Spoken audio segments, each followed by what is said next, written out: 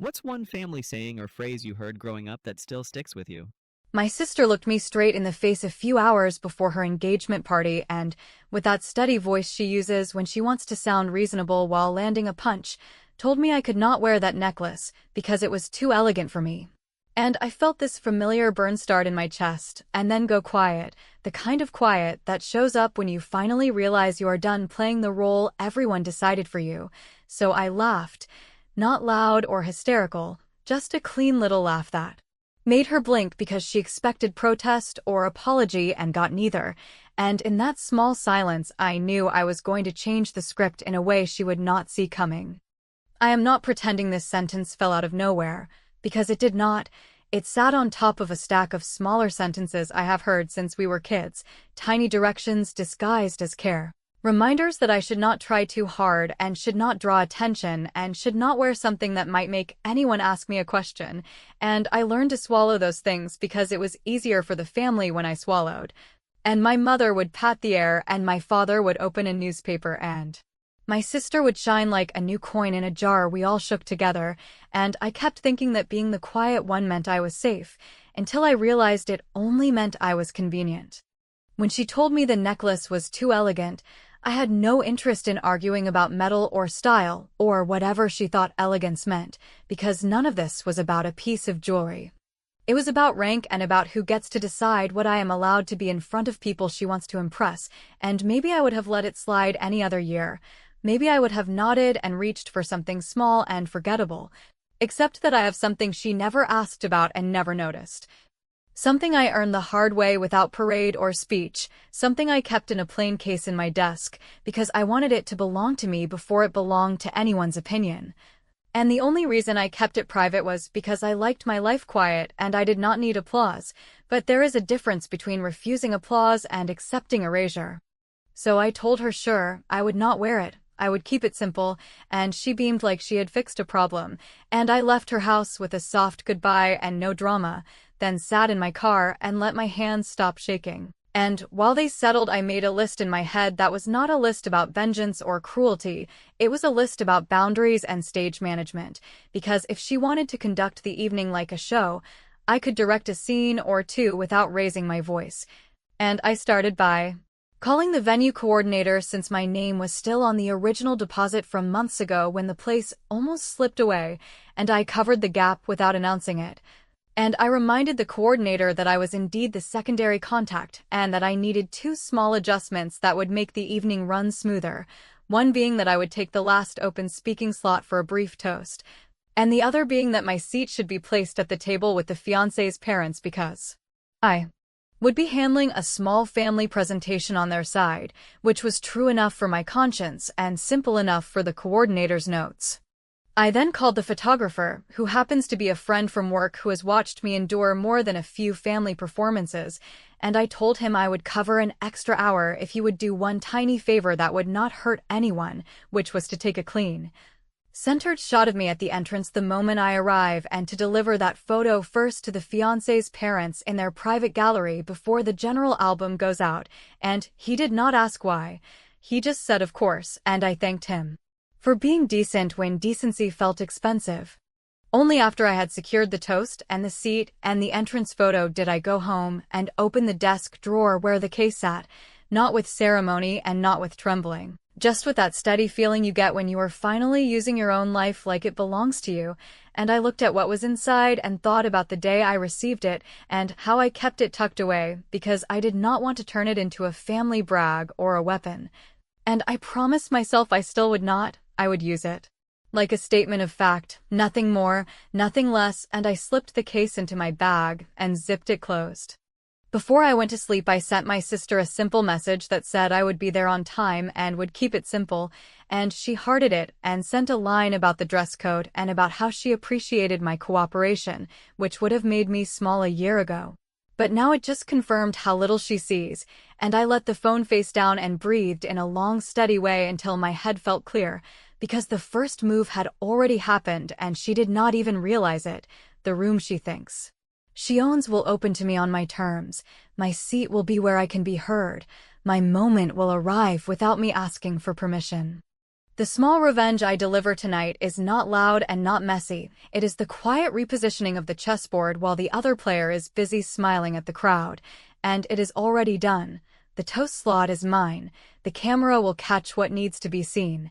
The people who matter will have the first look, and the only question left is whether she will understand what is happening before I walk through the door with something she decided I could never carry. And if you are wondering what exactly I plan to say into that microphone, you will have to wait with her, because tomorrow I am going to keep it simple in a way she did not foresee. If you have ever grown up beside someone who collects approval like a hobby while you are handed tasks in silence, you know the rhythm I lived with, because in our house my sister was the headline and I was the footnote. And it did not come from a single dramatic event, but from a steady pile of moments that start small and then harden into rules, like how teachers would tell my mother that my sister had leadership qualities while I had reliability, and relatives would ask about my sister's plans while thanking me for organizing the holiday sign-ups, and every family decision seemed to pass through her preferences, while my job was to make sure nothing fell apart. Which I did so well that eventually people stopped noticing I was the one making sure nothing fell apart at all. I learned to be the person who answers emails, who remembers birthdays, who brings the extra batteries and the backup plan, and at first I told myself this was maturity and that it kept the peace, except pieces. Not the same as respect, and when you live without respect long enough you start to confuse invisibility with stability until a comment like the necklace line lands and snaps something you did not know was still holding your patience together. What I am not going to do is pretend my sister is a cartoon villain who wakes up early to plot my humiliation, because the truth is more annoying and more familiar. Which is that she thinks she is being helpful and classy while she trims me down to fit the part she wrote for me many years ago. And she is so used to standing at the center that she genuinely believes handing me a smaller role is kindness. And when you finally understand that, you stop trying to argue about surface details and you start moving pieces where she cannot see them, not to ruin her day and not to make a scene, but to take back your own name in the room where she keeps setting your place card. I remember high school award nights where she would stride to the stage and I would sit beside the stage manager with a clipboard, and I remember college visits where the counselor looked right through me to ask her about opportunities one had already researched and laid out. And I remember job interviews where I downplayed my wins because the habit of not threatening her had become muscle memory, and I kept that habit even when I earned something that had nothing to do with her. Something I kept quiet because I liked knowing I could be proud in private without turning it into family currency. The day before the engagement party, when she told me the necklace was too elegant and I laughed, I did not suddenly become someone else. I just let the smarter part of me take the wheel.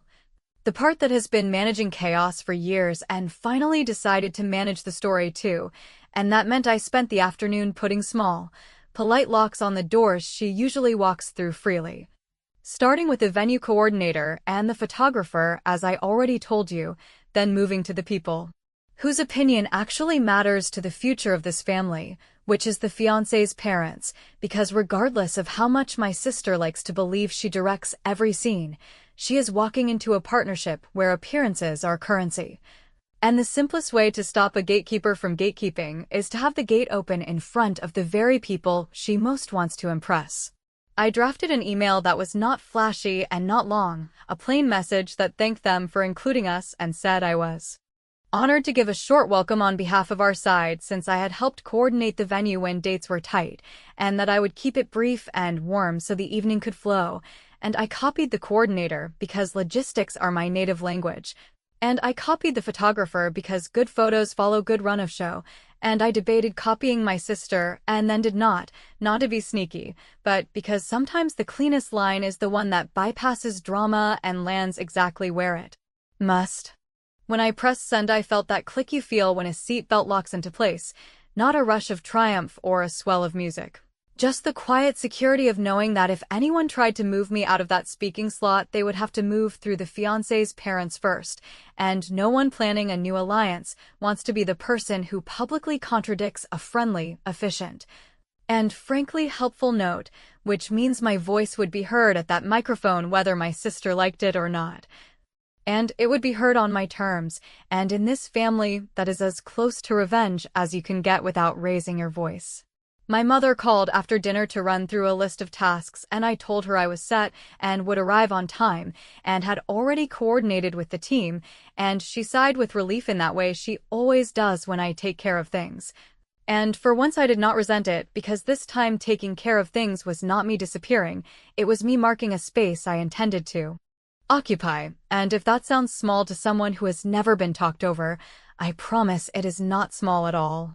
About an hour later, my phone buzzed with a short, cheerful reply from the fiancé's mother saying how thoughtful my note was and how lovely it would be to have me welcome their guests, because it meant a lot coming from the person who kept the venue on track when schedules were chaotic. And she added that she was looking forward to meeting me at the entrance, which meant the entrance photo would land exactly where it needed to land, and before I could decide whether to text my sister a heads up, I saw her name flashing on my screen with a call that I let ring until voicemail, because for once I did not feel obligated to explain myself, and in that long, humming silence, I realized the balance had shifted and that I had just placed a piece on the board that she could not lift without dropping her own image, which is a kind of power I had never allowed myself to hold, so I put the phone face down, rehearsed my single sentence of welcome in my head, and wondered how she would sound when she finally heard the answer I was no longer asking her to approve. There is a moment in every long-running family pattern where the balance tips, not with a scream or a fight in the kitchen, but with something quieter. Something that slides into place when you realize you're finished playing the version of yourself everyone else benefits from, and for me that moment was not when she told me the necklace was too elegant. It was when I sat on my couch the next morning and remembered that for years I had been carrying proof of who I was without ever showing it. As if hiding it made me strong, but what it really did was make me invisible, and while I thought I was being dignified, I was actually letting her design a story where I was always one step lower. I had earned something enormous, something I never even allowed myself to brag about, something so rare it usually makes headlines, but because I did not want to look like I was competing with her, I tucked it away, convinced that modesty was maturity. And maybe it was once, but by the time she dismissed me over a necklace, it was no longer modesty, it was surrender. The truth is, when I received that medal, the one she still did not know existed, the one that had been handed to me by the president in a ceremony she never bothered to ask about, I made a choice to protect it from my family's strange economy of value, where her smallest accomplishments were turned into banners while my bigger ones were folded into the background like wallpaper, because I wanted at least one thing in my life to belong entirely to me, and I promised myself that recognition from the outside world mattered more than recognition at the dinner table. But the more I thought about it, the more I realized that it was not recognition I wanted from her, it was silence, the kind of silence where she could not undermine me or box me in. The kind of silence that only comes when the weight of truth is too heavy to argue with, and suddenly I understood that maybe it was not a mistake to have hidden that medal, maybe it was the most important piece in a game I had not been ready to play until now. Because here is the thing nobody talks about. When you spend your whole life making yourself small so someone else can be large, you forget that size is not permanent, it shifts with context, and all it takes is one undeniable fact to flip the proportions. And the necklace incident was simply the trigger that made me reach into my drawer and realize the fact had been sitting there all along, waiting for me to stop being polite. I kept replaying her tone in my head, that mixture of authority and fake concern, and instead of feeling the usual sting, I started to laugh again, not out loud this time but inside, because I saw the absurdity. How she had crowned herself the keeper of elegance while I had been honored by the leader of the entire country without her even knowing, and if that is not a picture of imbalance, I do not know what is. That day, I called no one and explained nothing, because there was no point in debating or warning anyone. Not my mother who would beg me not to cause tension, not my father who would bury himself in practicality, not even a cousin who might secretly cheer me on, because the point of this was not to win allies, it was to change the air in the room, to tilt the spotlight without asking for help, and I knew that the only way to do that was to stay quiet, to show up when it mattered, and to let the medal do the speaking. For once, I was not going to prepare a backup plan in case my sister lashed out or tried to humiliate me further, because her power had always been built on my readiness to smooth things over, and by stepping out of that role, I was already dismantling her stage. As the afternoon stretched on, I found myself walking through memories, and each one felt sharper now that I had decided to act. The time she told me not to sing too loudly at a school concert because it would draw attention. The time she convinced my parents to give her my summer job savings so she could invest in something she later dropped. The countless dinners where she would roll her eyes if I tried to share a story and then shift the topic back to her latest drama. And I realized none of those moments hurt as much as the years I wasted thinking my silence was maturity. The necklace was not just a necklace, it was the symbol of every box she had stuffed me into, and by laughing at her demand, I had already cracked open the lid. I decided then that I would not simply walk into that party as her sister. I would walk in as the woman who had outgrown her shadow, and I would not need a speech full of fireworks or a confrontation that made everyone gasp. I would just need to reveal the truth at the right time, in front of the right people, in a way that made her version of me collapse under its own weight. And when that realization settled, I felt something I had not felt in years. Not fear, not dread, but excitement, because for once the story would not end with me cleaning up after her. It would end with her realizing she had been playing a game she did not even understand, and the quiet part of me that had always obeyed was finally gone. What I had in my drawer was not just a medal, it was a loaded moment, and I was done waiting, done hiding, done folding myself into the background, and if you want to know what it feels like to finally plan a move after decades of swallowing your pride, it feels like steady electricity under your skin, not burning but alive, and I knew that by the time I stood at that microphone, the laugh I gave her over the necklace would make sense, because it was never about jewelry, it was about the fact that she had no idea who she was dealing with anymore, and the shock waiting for her was going to change the room forever. I walked into that venue without announcing myself to anyone who might mistake my calm for permission to move me, because I had already placed the right calls and written the right notes and confirmed the run of the evening with the person who actually controls the flow, which is never the person barking orders near the place cards, but the coordinator with the timeline and the headset, and before my sister could sweep over with a correction or a demand, I stopped by the registration table, greeted the coordinator by name, and thanked her for adjusting the program to include my welcome near the end of the toasts so that the couple could ride the warmth into their dance without a clumsy reset. And the way she smiled and pointed to the printed run sheet with my name in the exact slot I had asked for told me the first door was already closed behind me, which meant any attempt to push me aside would now require contradicting the plan in front of staff and strangers, accost my sister. Rarely volunteers to pay when image is on the line. The photographer caught my entrance exactly as I had requested, not with fanfare and not with awkward posing, but with that straightforward frame that says here is the person you will want to remember later. And within minutes, he had already pushed the photo to the private gallery for the fiancé's parents, which I knew because my phone buzzed with a brief thank you from his mother asking if I could swing by their table for a moment since she wanted to put a face to the name of the calm email. That landed right when things were getting hectic last week, so I went over and kept my voice level and my sentences simple, thanking them for being kind hosts and for letting me offer a short welcome that would not steal time from anyone because I respect the purpose of the night. And the way his father nodded and said that steady heads make good families told me my seat at their table was now more than a logistics line. It was a relationship my sister could not recast without drawing attention she did not want. When my sister finally made her loop to my side, I could see the calculation behind her polite tone as she said she had moved me to a different table because I would be more comfortable with cousins, and I let her speak until she ran out of that soft authority.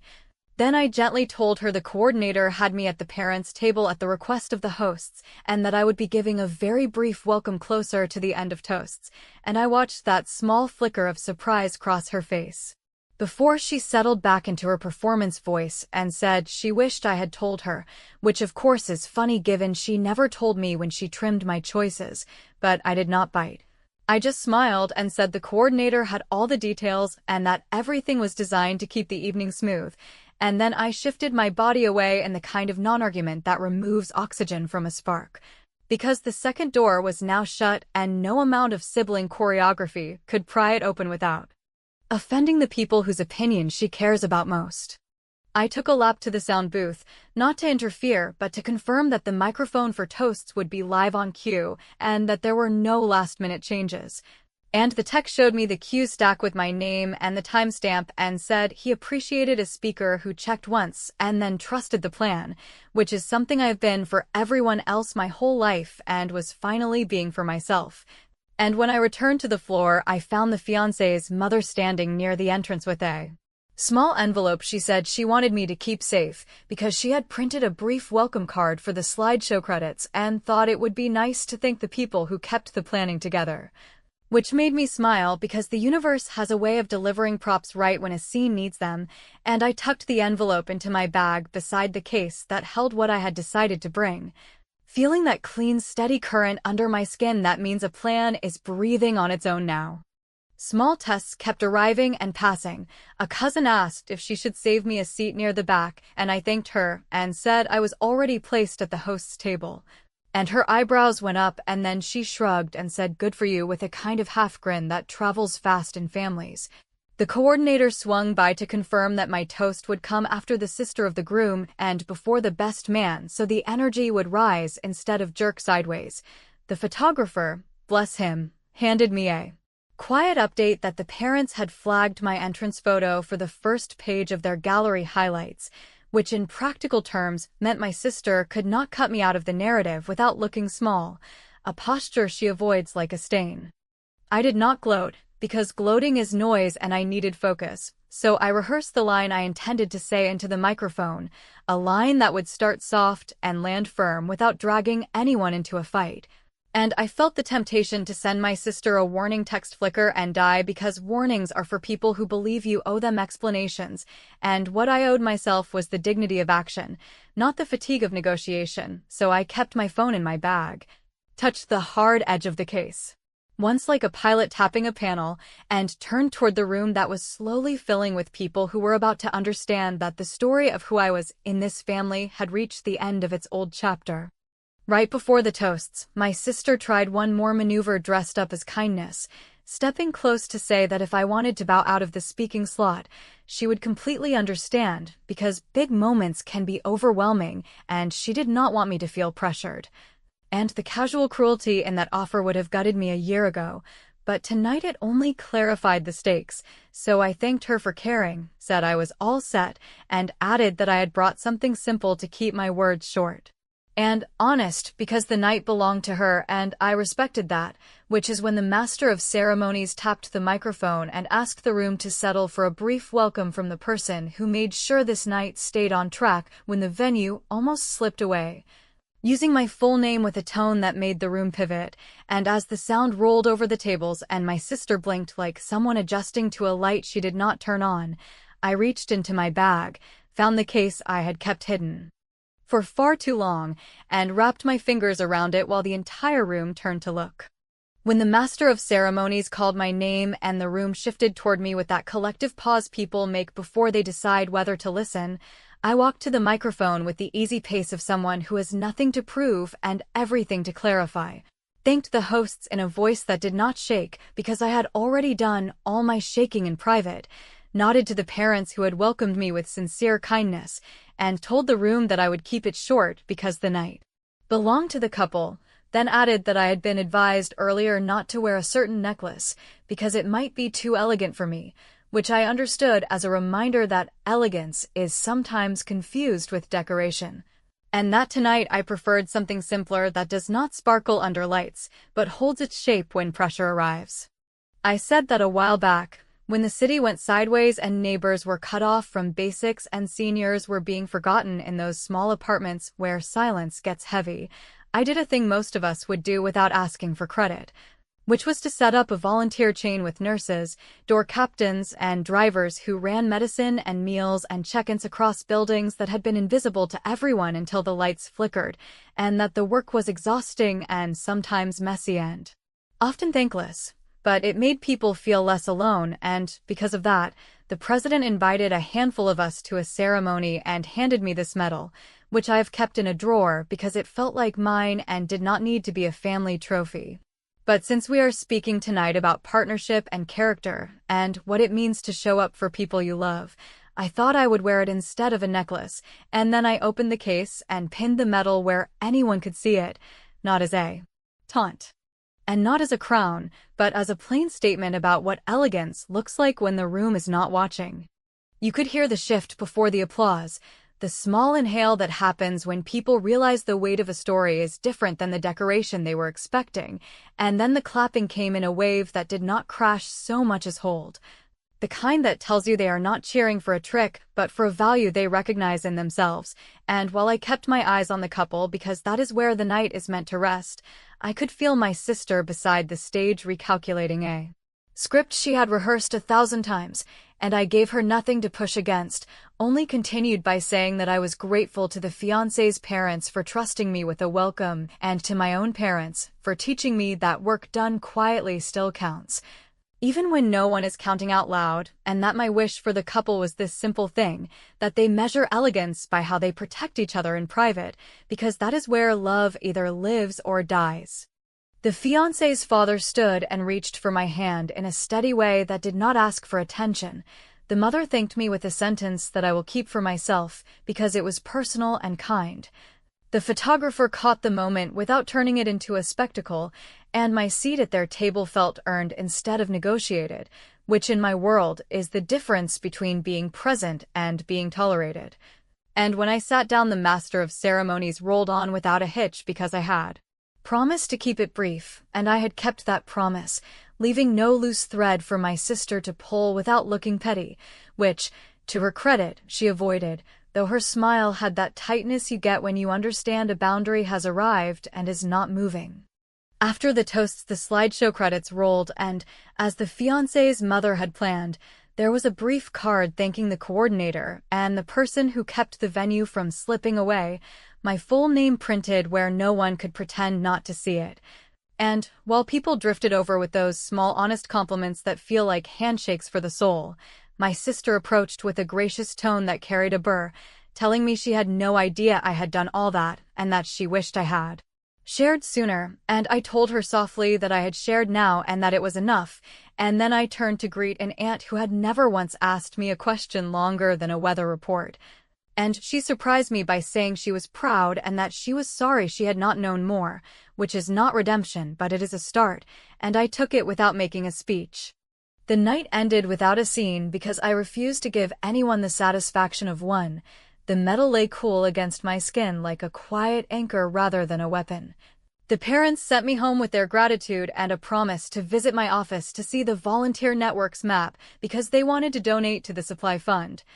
And my phone stayed face down on the way home because whatever message my sister decided to send could wait until morning, when the high of performance fades and the truth sits there asking to be handled, and I knew that, even if she chose to reframe what happened into something safer for her pride, the image of me at the microphone with the medal, the run sheet with my name properly placed, the gallery with my entrance right on the first page, and the small ring of people who heard what I actually said would exist in the family record like a stable piece of furniture you cannot ignore.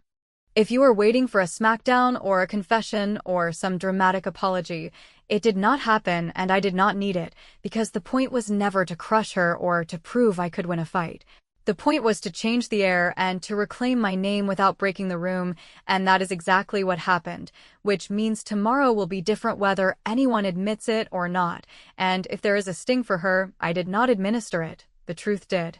And the truth tends to stick.